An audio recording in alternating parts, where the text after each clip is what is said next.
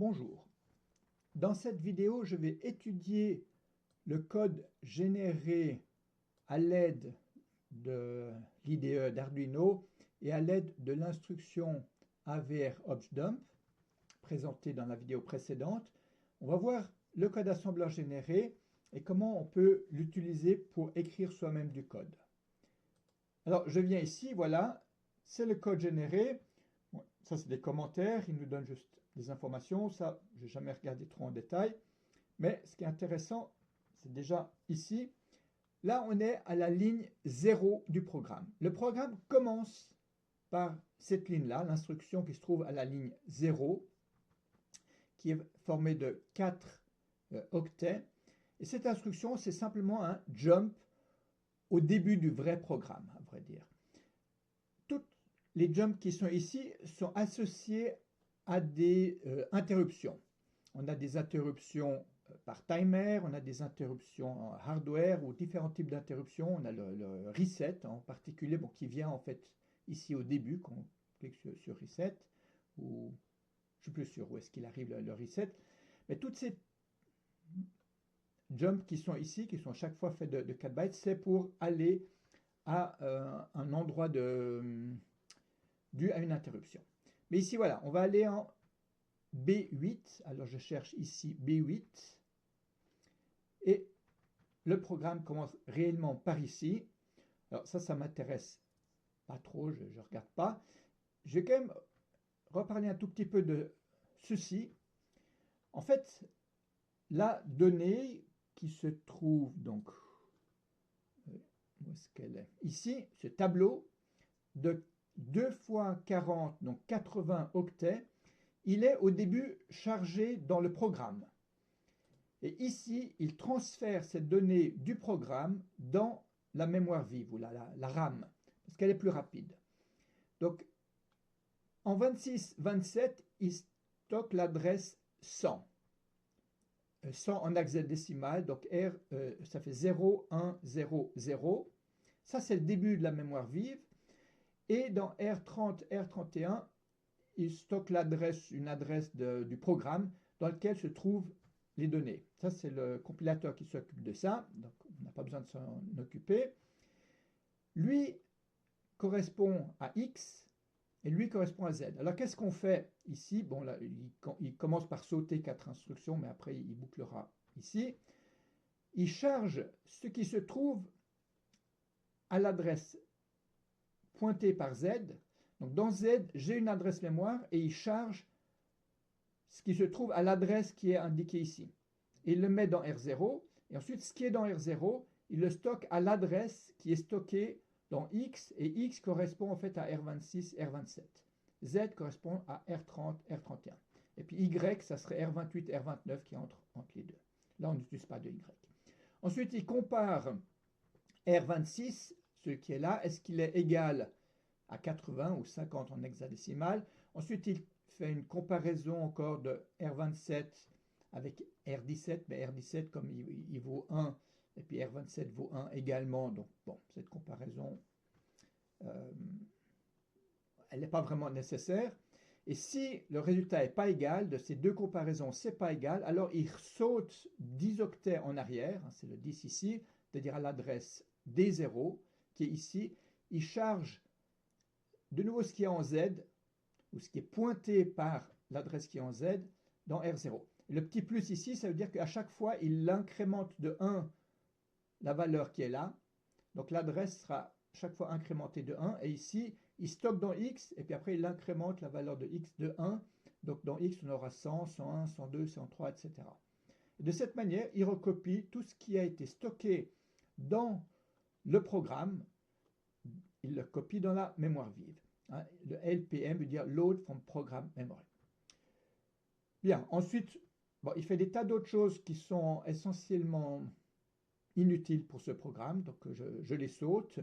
Si vous êtes intéressé de savoir comment est fait un digital write, j'ai vu ça, voilà, un digital write, quel est le code généré pour un digital write, on voit que c'est assez long, beaucoup plus compliqué que nécessaire, puisque la seule chose qu'on ait réellement besoin, c'est un out. Bon, je ne le vois pas ici, tant pis. Et finalement, ce qui nous intéresse, on a aussi la procédure, la fonction qui correspond à un pin mode qui est ici. Et moi, je cherche l'instruction in. Alors voilà, ici, on voit qu'il utilise le timer 0. Enfin, il l'utilise. Il génère le code pour ça, mais il ne l'utilise pas. C'est du code totalement inutile. Bon, pas très important. Voilà. Ici, alors, ça, c'est le début du setup. Bon, là, il l'a appelé init, mais c'est vraiment le début du setup. Et on voit ici qu'il fait certaines initialisations. Je ne vais pas regarder ces initialisations en détail. On peut, donc là, voilà, on voit qu'on a un power disable. Mais là, c'est essentiellement... Non, finalement, ceci est stocké en direct ici. C'est même pas un appel à une fonction. Mais ce qui m'intéresse, moi, bon là, il y en a les pin out et on a ici, voilà. Loop, donc ça c'est des commentaires. Et ce qui m'intéresse, la première chose, voilà, c'est cette égalité. On a donc deux no-op. Hein, j'ai mis mon no-op x 2. Donc on a deux instructions no operation, ne fait rien. Ça prend juste un cycle, c'est juste attendre un cycle. Et puis ici, donc ça c'est un commentaire. Heureusement, il recopie les commentaires, ça augmente la lisibilité de ce qui est ici, qui est quand même assez faible, hein, il faut le reconnaître. Qu'est-ce qu'on fait? On copie ce qu'il y a dans le registre 24 dans le registre 30. On copie 0 en fait dans le registre 31. On soustrait 0 à 30.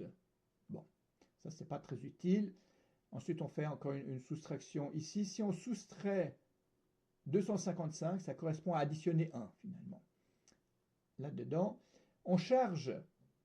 Alors, ce qui est ici, c'est de mettre finalement 100 dans ces deux registres pour accéder à la mémoire du tableau, de mon fameux tableau pour dire quelles sont les transitions à faire. On charge dans le registre 18 ce qu'il y a dans le tableau, et puis on en fait un ou avec immédiate, le i ça veut dire immédiat, avec 10 en hexadécimal. Ça sera pour mettre à l'état 1 la pin 4 de sortie. On en fait un ou, et après on le sort, et 0xb ça correspond au port de sortie des pins 0, 1, 2, 3, 4, 5, 6, 7. Donc voilà, ici on met donc les pins de 2 à 4, on les met au bon état. Ensuite on fait des no-op, et ensuite on voit on recommence. C'est pour ça que c'est assez simple, parce que finalement, à part ce début qui est ici, à partir du LD qui est ici, là on fait un load. Alors on prend ce qui est à l'adresse Z plus 1, on le stocke dans R18, on fait de nouveau un ou exclusif, un ou immédiat entre R18 et 0,10 pour mettre donc à 1 la pin 4, et on sort les pins. Voilà, et on continue. Donc on peut lire ce qui se fait ici et on peut comprendre quand même ce qui se fait. C'est très très répétitif. C'est de nouveau la même chose, mais cette fois-ci, ça sera plus 2, ça sera plus 3. Voilà, on continue ici. Ici, il y a des tests supplémentaires, il y a des choses supplémentaires. Bon, regardons peut-être ici, ça c'est plus simple. On incrémente le compteur 1. Et ça, ce compteur 1, c'est ce qui se fait ici. Alors, ça peut paraître bizarre. On additionne 1. Alors, plutôt que d'additionner 1, on fait un soustract immédiat. R20, ça correspondra à ce compteur 1. C'est moi qui ai... Non, là, c'est le programme qui a décidé ça. Et si on soustrait FF, si on soustrait 255, ça correspond à additionner 1 si on est sur un octet. Et on n'a pas d'instruction add immédiat. On n'a qu'une instruction soustrait immédiat. C'est pour ça qu'il l'utilise, puisqu'on peut toujours convertir une addition en une soustraction du complémentaire. À la place de mettre 1, on met 0xff. Ici, c'est un peu plus compliqué. On a un certain test, mais on peut vraiment lire ce qui est ici. Puis là, on a un branch if not equal. Et donc, toutes ces instructions, je peux je les ai utilisés pour écrire le programme en assembleur qu'on va voir tout de suite. Voilà, je montre juste un petit peu plus loin. Là, on a toujours avec le 0x10 jusqu'à ce qu'on arrive à cette ligne ici. Ça, c'est la dernière ligne où j'ai 0x10, quand j'ai phase plus 19. Et ici, quand on est phase plus 20, eh bien, j'ai mon 0x20. Ça, c'est le deuxième signal, celui qui est toujours le même, qui était en jaune. Si je le remontre ici, c'est celui qui est en jaune ici qui reste toujours le même. Voilà, et on a ces instructions. On voit qu'on a toutes ces instructions. On a 28, alors il faut aller jusqu'à 39, et puis après on a air jump, et on saute en 380. Là, on est à la ligne 604C, en hexadécimal, et là on saute donc 780 octets en arrière. Heureusement, il fait le calcul ici pour nous indiquer où est-ce qu'il saute. Donc en 380, si je reviens en 380, je viens ici, 380, on y arrive, voilà, 380, de nouveau il fait des no-hop, il charge de nouveau en Z l'adresse mémoire du tableau, et ici on utilise R24, c'est le déphasage, de combien est-ce qu'on est décalé dans le tableau pour la partie du signal qui bouge quand on regarde cette partie-là. Alors, à partir de ça, je peux écrire maintenant les instructions qui sont ici. Si on regarde le début ici, vous voyez ici, j'ai un LDI R30. Alors ici, j'ai écrit low GLA B signal B. Donc, je charge dans R30 ce qu'il y a, l'adresse où est stocké mon tableau. Et ça, c'est l'adresse en mémoire vive. 31, c'est la partie haute. Alors ça, je le fais une fois pour toutes. Au départ, c'est une initialisation. Et ensuite, ma boucle va passer par ici.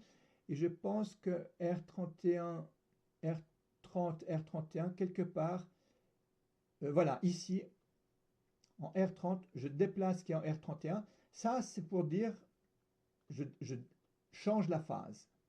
La phase, c'est pour ça, d'où je commence dans le tableau, eh bien, je le mets dans R30. Donc, ça permet de changer le point de départ du tableau. Donc, si je remonte le tableau ici, voilà, plutôt que de commencer depuis ici, puis d'utiliser le tableau de là jusqu'à là, on peut partir depuis là, ou partir depuis là, ou partir depuis là. Et chaque fois qu'on part depuis un autre endroit, eh bien, ça fera décaler un tout petit peu le signal qui est ici. Bon, là, il bouge en temps réel, mais si je l'arrête, voilà. Et donc, ça décide de décaler ce signal par rapport à celui-ci. Alors, maintenant, encore un tout petit peu, je ne vais pas aller trop loin. Donc, on voit que j'ai pu reprendre les instructions qu'on avait. Je fais un LDD, je charge ce qu'il y a dans Z dans le registre 23. Alors, c'est moi qui ai choisi le 23. Je fais un ORI, un OU immédiat de 10 avec 23, et je fais le out qui est là. Alors, rappelons juste ces trois instructions qui sont là, les trois lignes qui sont là, et regardons comment est-ce qu'ils étaient dans le programme qui est ici. Alors, on voit que ici, j'ai un LD, j'ai le ORI et out. Alors, j'ai pas exactement la même chose. Si, ben voilà, en fait, finalement, j'ai la même chose qu'ici. LDD, la valeur, le ORI et le out. LDD, valeur. Alors, ce qui est là, prenons ces trois lignes qui sont là, eh bien, ça correspond aux trois lignes que j'ai mises ici. Ici, bon, j'ai un LDD parce que là, j'ai mis Z plus 0. Si j'avais que LD, je n'aurais pas le plus 0. C'est la même instruction. Bon, elle se trouve à double. Ici, la suivante, la suivante. Et donc, j'ai pu lire les données qui avaient été générées ici et m'en inspirer énormément pour écrire ce qui est ici. À un moment donné, j'ai mon compteur que j'additionne quelque part. Où est-ce qu'il est Ah oui, ici, bon là j'ai des tests. Non, alors, je vais peut-être aller d'abord à un endroit un peu plus simple. Voilà, d'incrémenter le compteur. Eh bien, c'est le subir. Je fais exactement la même chose que ce qu'on a vu dans le code généré. Après, pour tous les tests, j'ai vu comment c'est généré dans le code et je peux les reproduire ici. Donc ça m'a aidé grandement pour écrire ce code assembleur. C'est pas facile, ça demande pas mal de concentration, mais ici c'est quand même relativement simple, c'est parce que c'est très répétitif. Ok, et ça me donne quelque chose dont je maîtrise beaucoup mieux les cycles, parce que je sais, je ne sais pas si je l'ai écrit, je pense que j'ai dû l'écrire en bas. Voilà, le AirJump L00, je sais que lui, il prend exactement 2 cycles. Comme ça, j'ai 2 cycles ici. Je reviens, oups, je suis trop haut. Je reviens ici. Voilà, ici, ce move, lui, il fait un cycle. Voilà, j'ai écrit ici. Ensuite, j'ai 2 cycles qui sont perdus ici. Et donc, et après, j'ai cette instruction. Donc, je peux compter au cycle près le temps pris par les instructions. De cette manière, j'ai pu régler exactement que d'un output wave au suivant, j'ai chaque fois exactement 10 cycles. Dernière remarque avant que je m'arrête dans cette vidéo. Vous voyez ici que j'ai un no-op x6, no-op x6, là j'ai un no-operation x4, donc ça veut dire, ici on ne le voit pas trop bien, mais oui, si, on le voit ici. J'ai mis tout simplement 4 no-op. Ici, j'ai de nouveau mis une série de no-operation, de nouveau ici. Et en fait, si on regarde bien, j'en ai partout des no-op. Le minimum que j'ai, c'est un no-op x3. Peut-être que j'ai quelque part un no-op x2. Mais j'ai en tout cas au minimum 2 no-op. Et donc, puisque on prend 10 cycles avec ces 2 no-op, je me dis si je supprime ces no-operations, je pourrais avoir chaque instruction qui prend 8 cycles. Et au lieu d'avoir 40 fois 10 cycles, je pourrais avoir 50 fois 8 cycles.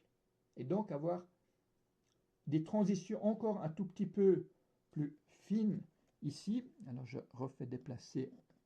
Voilà. Pour passer d'une période à la période suivante, toute une période d'avancée, je le fais en 40 étapes. Je pourrais le faire maintenant en 50 étapes si je l'écris en assembleur. C'est ce que j'ai fait un peu plus tard, mais avant, j'ai écrit ceci de façon quand même un petit peu plus lisible en utilisant vraiment de l'assembleur et pas juste de l'inline. C'est ce que je fais dans la vidéo suivante. Pour ici, je m'arrête. Merci, au revoir.